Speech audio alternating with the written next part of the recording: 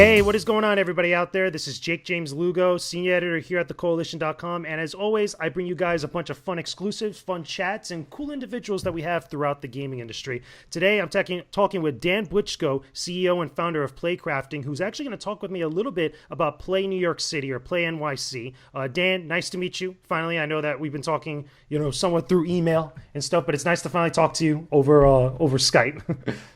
Likewise, I'm so excited to be here. Yes, appreciate it. So, again, like we were just talking about before we started recording, I know nothing about Play New York City. I know nothing about it. I've never really heard of any other big gaming events in New York City or in the New York tri-state area and stuff. So tell me a little bit about it. I mean, what is Play New York City? Sure. So, my company, Playcrafting, is the group that started PlayNYC, and I think it's important to understand where we came from so that we can really understand where PlayNYC came from. We started as a meetup group 10 years ago, just as a way for game developers local to New York to connect with one another, show off their games to one another. And that meetup group just grew and grew and grew. And so I came in 5 years ago and really built out a full company in the service of that community and growing it. And so we're now in multiple cities across the U.S. Our community is 30,000 strong.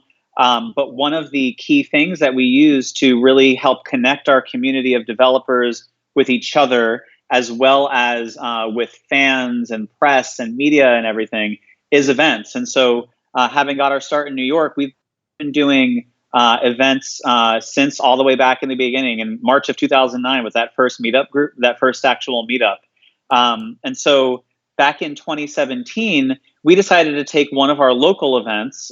We've been running these expos out of the Microsoft office in Times Square for the past several years. We decided to take one of those and elevate it.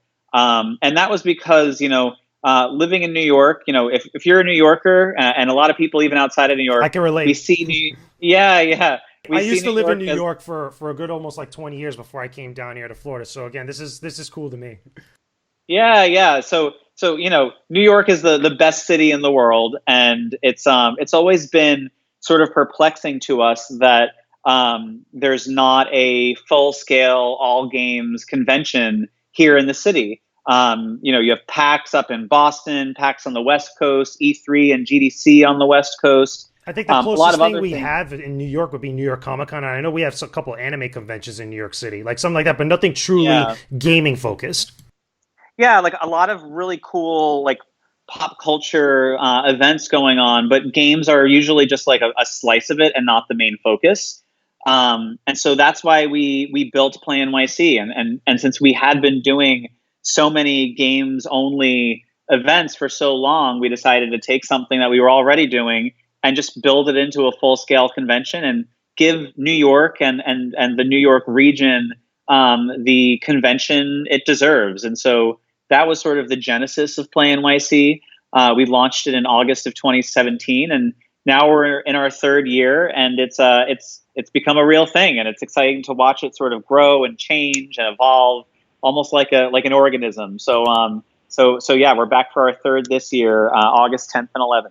That sounds awesome. Again, I wish this was something that was around when I was still living in New York, because to me this is exciting. And I know, again, having friends that still love up in, the New York tri-state area, that again, it's a very high concentration of people that love video games. So it's almost criminal to know that there's not like a big centralized, just gaming focused event that's up there. Again, everybody, like you mentioned before, has to go to like Boston for PAX East and stuff like that, or go to New York Comic Con for any semblance of that. So that being said, with all those other events that we mentioned before that have been in New York, have you taken any sort of like inspiration from them, or any sort of like, example from them in order to make PlayNYC, what it is, or help it grow into what eventually you guys want it to be? Yeah, for sure. There's definitely parts of other shows that are really, I think, valuable and exciting to us. And we've definitely been inspired by them because we're not the first ever game convention. There's a lot of game conventions that have been around for a long time. True. But I think what really sort of sets PlayNYC apart is that it is built not just for the gaming community, but by the gaming community. And so since we are doing things with game developers and fans in New York all year round, we're offering sometimes up to 50 events in any given year in New York City.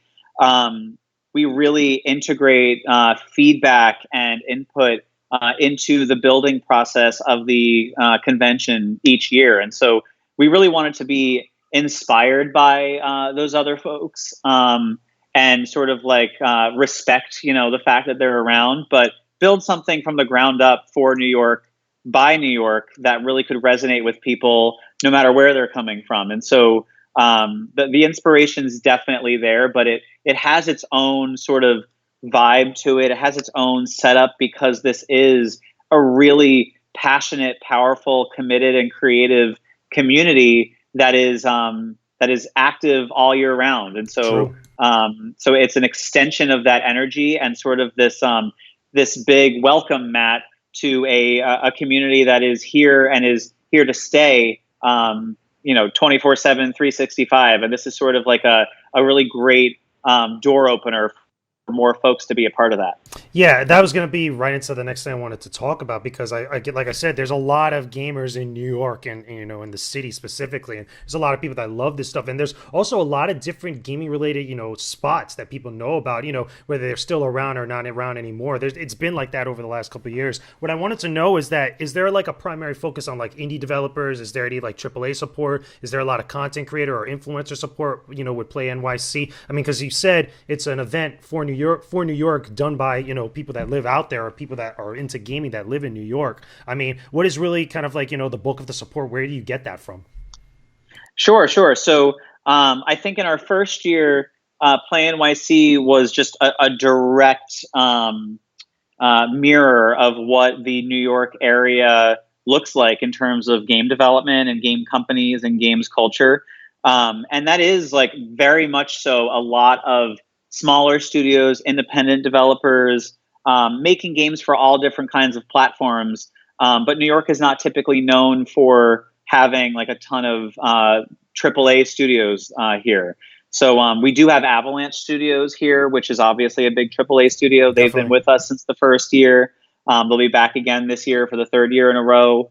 But now that we're in our third year, the core is still, that energy, a direct representation of the region. But since it's now sort of taken off and it's building, we're now also welcoming folks like Devolver Digital to the show floor and Bose and with their new AR headsets and technology. And so it's really sort of been this great launching off point for bringing in larger companies and even smaller companies from outside of the New York area.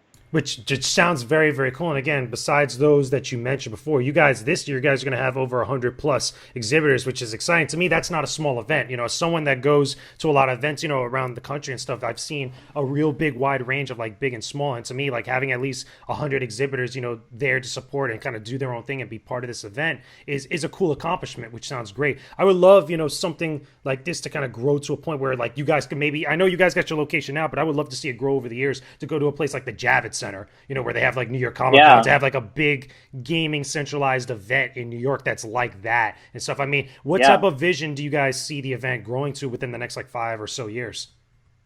Yeah, I think this year in particular is a really exciting and important milestone for us because the Playcrafting team itself has really grown, and so now we are a full-time staff of 4 people that are here to help support and grow and nurture the community of game developers and fans that we are now serving across the country. And so, in doing so, we're able to really, be the bandwidth has just vastly expanded, so we can be a lot more thoughtful in how we are, designing an experience for folks that show up. There's a lot more outreach to bring in folks like Devolver from outside of the region, and I think in the next 5 to 10 years, obviously one important goal is to have more people attending, but we do also have a stage and stream where we have like live gameplay, interviews,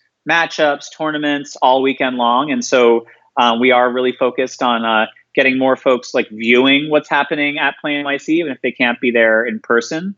One thing I've loved about the venues that we've worked with so far, including this year's venue, is that it's not the Javits Center. So it's not like the place that everything big happens, And I think it really sort of sets the event apart. I think ultimately, as we go from 5,000 attendees to 10,000 and up in the years to come, there's going to be a necessity to go to the Javits Center or a place like the Javits Center. But if and when we do that, I want to make sure that we're not losing this really unique setup and atmosphere that we've sort of cultivated through everything Playcrafting does, but especially at PlayNYC. And I think that'll be sort of the challenge that would come about in growing. So let me ask you this. I mean, eventually I feel like, again, you guys over time will get to that point to go to a place like that. Do you think that's going to come from getting other big companies, to be part of the event and stuff? Like, obviously, you can't talk about New York City without the Nintendo World Store. I mean, you got to talk about Nintendo. That's a big presence in the city for a lot of gamers and stuff. Getting companies like that, getting like PlayStation, which has the PlayStation Theater in New York, or obviously Microsoft, and other big third-party developers. Do you think a lot of that's going to help with the growth as far as attracting a lot of those bigger companies, so that way people are like, oh, look at all these cool game developers or game publishers that I know. I got to go check this out because this could be like the next like version or next type of like event that's similar to PAX or similar to like an E3, et cetera, or a MagFest, et cetera.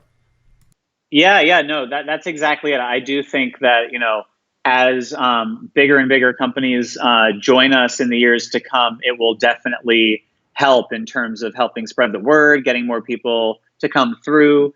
But again, since the core of our community is smaller companies and indie developers, we want to make sure that the presence of larger companies like that does not come at the expense of the smaller companies and the indie games, because that is something that is so special about PlayNYC. You're there and you are playing all these different games, hundreds of games, and you're meeting like the one person or the few people that actually made it. So it's not just like a bunch of like brand ambassadors or anything like that. And so it's really like a great touch point for players to meet the creators of these games. And I think that it is a goal of ours to make sure that we're bringing in bigger and bigger companies to help the show grow and to help get more fans in the region to come through. But we want to make sure that that's not at the expense of the smaller studios too. It sounds good. Now, I do want to ask, though, because, again, as someone that goes to a lot of events, I know that a lot of events like to plan their stuff over the weekend. And your guys' event is going about 2 days, which is Saturday and Sunday, correct? Yep. Okay, so the reason why I want to ask this is because, I'm always used to seeing events go like Friday, Saturday, Sunday. Like, it doesn't matter the size of them. Sometimes a lot of events go for like the 3 days, sometimes even go 4 days, which I think could be a little excessive. Why the 2 days, that Saturday and Sunday? Why not go the full weekend? Yeah, so from our perspective, it is the full weekend because we're doing like the full load-in day for everybody on Friday.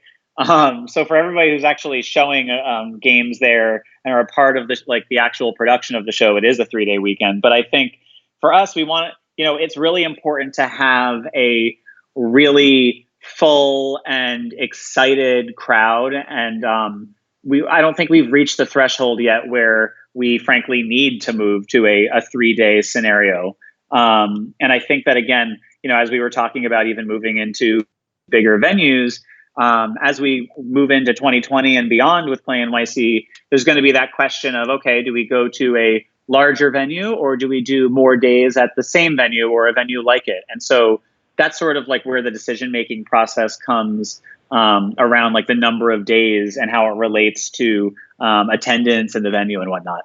I see. That's pretty cool. So again, all of this sounds very exciting. Dan, thank you so much for chatting it up with me about PlayNYC. Where can everybody find out more info about this, and where can everybody interact with you? Are you on the socials? I am on the socials. So if you just go to Twitter, that's where I'm most active. It's just at Dan Butchko. That's DanButchko. For PlayNYC, just go to play-nyc.com. The full information on the event is there. It's coming up Saturday and Sunday, August 10th and 11th at the Metropolitan Pavilion, which is right in Chelsea. As you mentioned, we have over now 130 studios confirmed, looking at close to 150 playable experiences. There are 20 exclusive games and experiences to PlayNYC that you can't get anywhere else, or it'll be the first time you'll be able to get it anywhere. Studios of all different shapes and sizes, folks of all ages are welcome, a stage and stream. It's just going to be an incredible, incredible weekend. And we would love to have folks come out to it this year. And if you can't make it, tune in from home, twitch.tv/playcrafting throughout the weekend.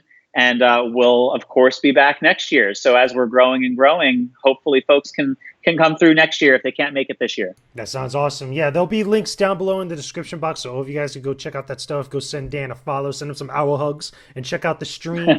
When you guys are again hosting your event those 2 days of stuff. Thanks again, Dan, for chatting up with me, guys. If you enjoyed this convo, if you enjoyed all the stuff we touched on, let me know in the comment section down below. Obviously, don't forget to leave a like on this video and subscribe to the Koalition's YouTube channel for all our videos that we keep posting up on here for you guys to enjoy. We will talk to you again very soon. Peace out. And stay epic, everybody.